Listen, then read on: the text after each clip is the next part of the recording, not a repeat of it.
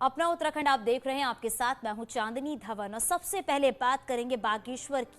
तो यहां जिला पंचायत की बैठक में हाई वोल्टेज ड्रामा हुआ है। बैठक में आज समान बजट का आवंटन होना था और महिला सदस्यों ने समान बजट का आवंटन नहीं होने पर हंगामा किया। जिला पंचायत अध्यक्ष पर आरोप लगाया और बैठक रूम में धरने पर बैठ गई और अभी भी ये धरना चल रहा है। सदस्यों ने कहा कि वो समान बजट आवंटन होने के बाद ही धरने से उठेंगे। उधर अध्यक्ष ने मीडिया से परहेज करते हुए बात करने से इनकार कर दिया। फिलहाल नाराज सदस्य धरने पर बैठे हुए हैं। सर जी घर जा चुकी हैं, 4:30 बजे वो निकल चुकी थी यहाँ पर से। और हम लोग इस उद्देश्य से बैठे हैं कि माननीय अध्यक्ष जी के जो प्रतिनिधि हैं, प्रशासन के जो व्यक्ति हैं, अधिकारी यहाँ पर अपर मुख्य अधिकारी, वो लिखित रूप में जब तक हमको आश्वस्त नहीं करते तब तक हम लोग यहाँ पर बैठे हुए हैं। और अगर वो आश्वस्त नहीं करते हैं तो पूरी रात हम यहाँ पर बैठेंगे। सुष्मिता थापा हमारे साथ ज्यादा जानकारी के साथ जुड़ गए। सुष्मिता, अभी क्या जानकारी मिल पा रही है जो बैठक चल रही थी उसको लेकर? जानकारी के अनुसार अभी भी क्या बोलते हैं, जिला पंचायत में जो महिला सदस्य धरने पे बैठी हुई हैं, उनमें लगातार गतिरोध हो रहा है। वो अपनी मांगों के लिए अभी भी जिला पंचायत परिसर में बैठी हुई हैं। सुष्मिता, उनकी मांगे क्या है? जो महिलाएं जो गंभीर आरोप लगा रही हैं, जिस तरीके से हो हल्ला देखने को मिल रहा है, उनकी मुख्य मांगे क्या हैं? उनकी मुख्य मांगे हैं बजट आवंटन को लेकर हैं, जिसमें वो एक मुश्त अपनी जो बजट की जो भी धन राशि है वो एक साथ मांग रही है। उनकी मुख्य मांग है। अधिकारियों का क्या कुछ कहना है इस पूरे मामले पर सुष्मिता? इसमें जो अभी वहाँ पे मुख्य अपर अधिकारी हैं वो भी अभी उनके साथ जिला पंचायत परिषद में ही है और उनका ये कहना है कि वो जो ये धनराशि है उसको वो अलग अलग किस्तों में देंगे। बिल्कुल, बहुत शुक्रिया सुष्मिता इस पूरी जानकारी के लिए। सीएम पुष्कर सिंह धामी आज नैनीताल के दुरुस्त इलाके ओखलकांडा पहुंचे और सीएम ने यहां पर 37 करोड़ 87 लाख की 23 योजनाओं का शिलान्यास किया और लोकार्पण किया।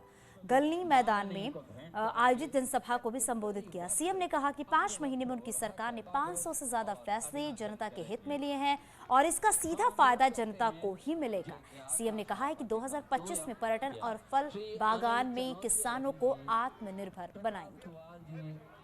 नहीं, अभी जल्दी चूंकि आचार संहिता लगने वाली है, इसलिए हमने कहा कि सोशल ऑडिट बाद में हो जाएगा। इस समय जो जरूरी काम है वो पहले करें, जिससे कि सारे अधिकारीगण अभी और काम छोड़ के केवल सोशल ऑडिट में लग जाएंगे। इस समय हमारा विकास और काम प्राथमिकता है, इसलिए हमने कहा है कि उसको बाद में कर लेंगे। अभी जो है अन्य विकास। इससे पहले सीएम पुष्कर सिंह धामी आज चमोली के दौरे पर रहे। यहाँ सीएम ने 5 दिवसीय हिमवंत कवि चंद्र कुंवर मेले का शुभारंभ किया और चंद्र कुंवर को श्रद्धांजलि भी दी गई। इस दौरान सीएम को देवस्थानम बोर्ड को खत्म करने के फैसले को लेकर डीमरी पंचायत ने सम्मानित भी किया। बद्री विशाल ध्वज के साथ सीएम पुष्कर सिंह धामी का सम्मान किया गया। धाम का भी मास्टर प्लान तैयार हो गया है और 2,245 करोड़ रुपए का अभी माननीय प्रधानमंत्री जी ने उसका भी शिलान्यास कर दिया है। आने वाले समय में जैसे भव्य केदारपुरी बन रही है, वैसे ही जो है भव्य और दिव्य जो है हमारा बद्रीसपुरी भी बनेगी। पूर्व सीएम और कांग्रेस इलेक्शन कैंपेन कमेटी के चेयरमैन हरीश रावत आज विकास नगर में थे। हरीश रावत ने यहां पदयात्रा निकाली। डूंगा से महालडूंगा तक हरीश रावत के नेतृत्व में कांग्रेस कार्यकर्ताओं ने पदयात्रा निकाली और इलाके में पानी और सड़क की मांग पर यह पदयात्रा निकाली गई, जिसमें बड़ी संख्या में कांग्रेसी जुटे। सहसपुर विधानसभा का दूरस्थ क्षेत्र है डूंगा, महालडूंगा और हरीश रावत ने यहां पदयात्रा निकाली। भी प्रारंभ किया था और हमने इस सड़क के लिए जो मसूरी के लिए मिलेगी और इसको भी हमने स्वीकृत किया और मेरी समझ से कुछ करोड़ रुपया हमने इसके लिए मंजूर भी किया। आचार संहिता लग गई, जब तक परमिशन आई फॉरेस्ट की तब तक आचार संहिता लग गई, तो तब काम नहीं बढ़ा। लेकिन अब तो आचार संहिता नहीं है। 5 साल जो है ऐसी सड़क जिसका फॉरेस्ट क्लियरेंस भी हो गया हो, ये लोग उस सड़क को भी नहीं बना पाए। तो हम उसको पॉइंट आउट करने के लिए एक सांकेतिक पदयात्रा है। 16 दिसंबर को देहरादून में कांग्रेस नेता राहुल गांधी की रैली होने वाली है, लेकिन सबसे बड़ा सवाल ये है कि यूपी में हार के बाद उत्तर प्रदेश में राहुल गांधी के कम प्रभाव के बावजूद कांग्रेस क्या हासिल कर पाएगी। ये रिपोर्ट देखिए।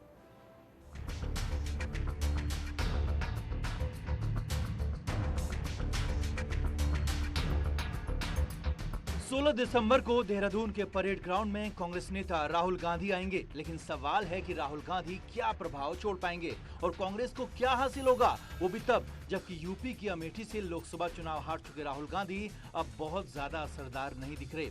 ऐसे में उत्तराखंड में राहुल गांधी की रैली से कांग्रेस को क्या हासिल होगा। चुनाव में हार जीत एक सिक्के के दो पहलू हैं। हमारी नेता इंदिरा गांधी जी भी हारी थी। हार का मतलब ये नहीं है कि राजनीतिक दल समाप्त हो जाते हैं या नेता समाप्त हो जाता है। वो हारे जरूर हैं, लेकिन कांग्रेस की वापसी राहुल गांधी जी और सोनिया गांधी जी के नेतृत्व में होने जा रही है। उत्तराखंड कांग्रेस का मानना है कि राहुल गांधी ने किसान, महिलाओं और युवाओं की बात की है और इसी वर्ग का भरोसा जीतने में राहुल गांधी कामयाब भी होंगे। लेकिन विश्लेषक मानते हैं कि कांग्रेस के सामने पहली बड़ी चुनौती रैली से प्रभाव छोड़ने की है और तुलना पीएम मोदी की रैली से होगी। राहुल गांधी की जब रैली होती है तो एक तो कांग्रेस के ऊपर अब ये दबाव है कि जितनी भीड़ प्रधानमंत्री नरेंद्र मोदी की रैली में थी, उससे ज्यादा भीड़ को वो ला सकें, अपना प्रभाव वो दिखा सकें राहुल गांधी के सामने। और दूसरा उनके ऊपर एक दबाव ये भी है कि जो प्रभाव नरेंद्र मोदी छोड़ के जाते हैं, क्या वैसा प्रभाव राहुल गांधी भी छोड़कर जाएंगे। उत्तराखंड कांग्रेस के लिए 2022 चुनाव की लड़ाई करो और मरो की लड़ाई जैसी है। ऐसे में विधानसभा चुनाव से पहले राहुल गांधी की रैली से कांग्रेस को बड़े असर की उम्मीद है, लेकिन राहुल गांधी लोगों के दिमाग पर कितना असर छोड़ पाएंगे, ये सवाल बड़ा है। दीपांकर भट्ट, न्यूज़ 18 देहरादून।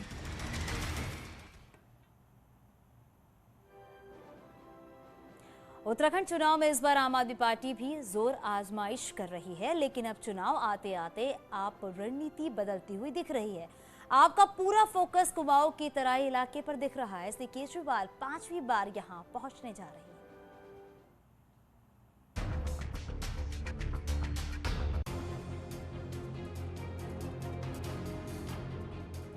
11 दिसंबर को दिल्ली के मुख्यमंत्री अरविंद केजरीवाल काशीपुर के दौरे पर पहुंचेंगे, जबकि 15 दिसंबर को मनीष सिसोदिया के आने की भी चर्चा है। आम आदमी पार्टी की कोशिश है कि आबोहवा उनकी तरफ बहती रहे और वो चुनावी दौड़ में बने रहें। हालांकि बीजेपी और कांग्रेस ने आपको सिरे से खारिज कर दिया। केजरीवाल जी ओबीसी ये बीजेपी के वोट कटाव एजेंट के रूप में काम कर रहे, इससे अधिक कुछ नहीं है। इन्होंने उत्तराखंड के इनकी प्रवक्ता ने बयान दिया था कि जैसे होटल में बाहर कुत्ते खड़े रहते हैं, उस तरह उत्तराखंड की तुलना करके इन्होंने अपना आचरण, अपना कंडक्ट दे दिया। क्योंकि अरविंद केजरीवाल जी के पास यहाँ इस वक्त प्रदेश में कुछ नहीं है, वो केवल और केवल अपनी झूठ की दुकान चलाने की कोशिश कर रहे हैं और मुझे लगता है उत्तराखंड में उनका खाता खुलना भी मुमकिन नहीं है। आम आदमी पार्टी का फोकस अब पूरी तरह से तराई की सीटों पर दिख रहा है, जो कि किसान आंदोलन से प्रभावित रही हैं। शायद इसीलिए केजरीवाल अब काशीपुर पहुंच रहे हैं। बीजेपी कहती है कि हम कांग्रेस की भी टीम है, कांग्रेस कहती है हम बीजेपी की टीम है। हमारा ये मानना है कि हम इस प्रदेश की जनता की टीम है, जो उनसे जुड़े हुए मुद्दे रख रहे हैं, उनसे जुड़ी हुई बात कर रहे हैं। किसान आंदोलन के करंट को आपने खूब कैश किया और अब तराई के वोटों के सहारे आम आदमी पार्टी देवभूमि में कमाल करना चाहती है। न्यूज़ 18 के लिए देहरादून से भारती सकलानी की रिपोर्ट।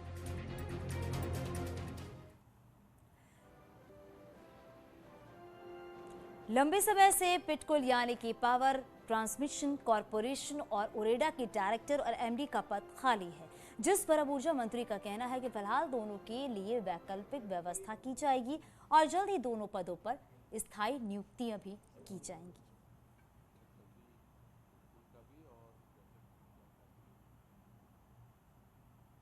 पिटकुल का भी और वैकल्पिक ऊर्जा का भी एमडी और निदेशक दोनों बहुत जल्दी फिलहाल किसी को चार्ज देंगे और फिर उसके परमानेंट नियुक्ति भी बहुत जल्दी करेंगे। लाख दावों के बाद भी पिथौरागढ़ जिले में पलायन थमने का नाम नहीं ले रहा है। पलायन आयोग की रिपोर्ट पहले ही साफ हो चुकी है। यहाँ 41 गांव में 50% से अधिक पलायन हो चुका है, लेकिन अब जल जीवन मिशन की रिपोर्ट ने साफ कर दिया है कि कई गांव पूरी तरह खाली हो चुके हैं। हुक्मरान भले ही कुछ भी कहें, लेकिन पलायन की रफ्तार कम होने का नाम नहीं ले रही है। चीन और नेपाल बॉर्डर से सटे पिथौरागढ़ में तो पलायन का आंकड़ा बढ़ता ही जा रहा है। पलायन आयोग की रिपोर्ट पहले ही साफ कर चुकी है कि यहाँ 41 गांव में 50% से ज्यादा पलायन हो चुका है। लेकिन अब जो रिपोर्ट जल जीवन मिशन के सर्वे से निकली है, उससे हर कोई हैरान है। रिपोर्ट के मुताबिक जिले के 1542 गांव ही आबाद हैं, जबकि पंचायत चुनाव के वक्त जिले में 1600 से ज्यादा गांव आबाद थे। पूरे जनपद में 1600 के आसपास हमारी राजस्व गांव थे। वर्तमान में 2019 के बाद 2020 तक हमने जो सर्वे किया घर घर जाके, तो उसमें करीब 1542 गांव हमारे पाए गए। तो अगर देखें हम कुल पिछले 2-3 सालों का पैटर्न, तो करीब 40 से 50 गांव हमारे ऐसे हैं जनपद में जो जनशून्य हो चुके हैं। इस लिहाज से देखें तो वर्तमान में 60 से ज्यादा गांव ऐसे हैं जहां इंसानी जिंदगी की कोई आहट नजर नहीं आ रही।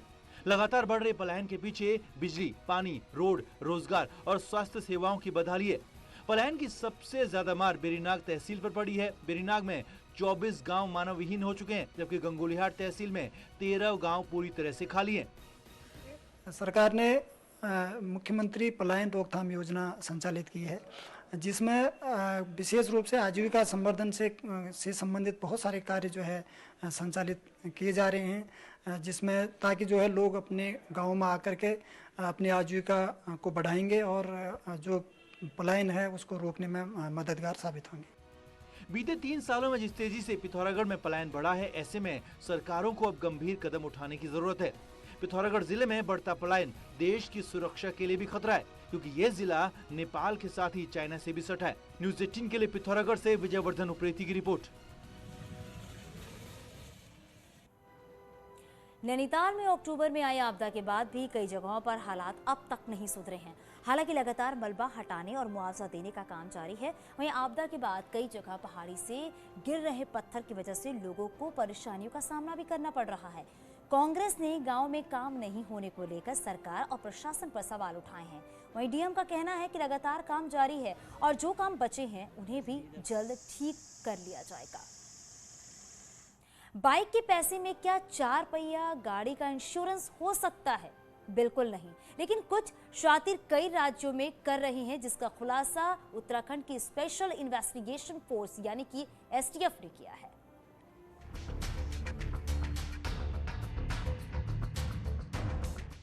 उत्तराखंड एसटीएफ ने जो खुलासा किया है वो चौंकाने वाला है। आरटीओ दफ्तर, इंश्योरेंस करने वाली छोटी छोटी दुकानों से जो खेल हो रहा है वो न सिर्फ आपकी जेब को चपत लगा रहा है, बल्कि सरकार का भी रेवेन्यू हजम कर रहा है। दरअसल कुछ ऑनलाइन पेमेंट गेटवे से इंश्योरेंस कराते समय जो भुगतान होता है उसमें नंबर गाड़ी का डाला जाता है, लेकिन ऑप्शन चुना जाता है बाइक का। ऐसे में इंश्योरेंस तो हो जाता है, लेकिन 2 व्हीलर का। कस्टमर के कहे अनुसार कभी उसके बनाते हैं और कभी कभी वो कस्टमर को धोखा देने की नीयत से भी उनका 2 व्हीलर में करके और 4 व्हीलर के पैसे चार्ज कर लेते हैं। क्योंकि ये सिस्टम पूरा ऑनलाइन बना हुआ है, तो इसमें ऑनलाइन सिस्टम की जो त्रुटियां थी उसका उन्होंने उपयोग किया और इस पर एक व्यापक तरीके से यह प्रतीत होता है कि यह देश के विभिन्न प्रांतों में भी चल रहा होगा। एसटीएफ का मानना है कि इस गड़बड़ी के तार उत्तराखंड से बाहर यूपी समेत कई दूसरे राज्यों में भी जुड़े हैं और अब इसके तार खंगाले जा रहे हैं। देहरादून से न्यूज़ 18 के लिए सत्येंद्र बर्तवाल की रिपोर्ट।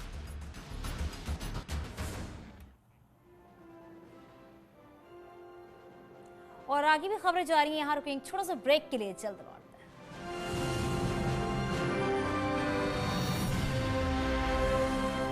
समेत सर्राफा व्यापारी को पकड़कर ट्रेन से उतारा, थाने में की पूछताछ। Income tax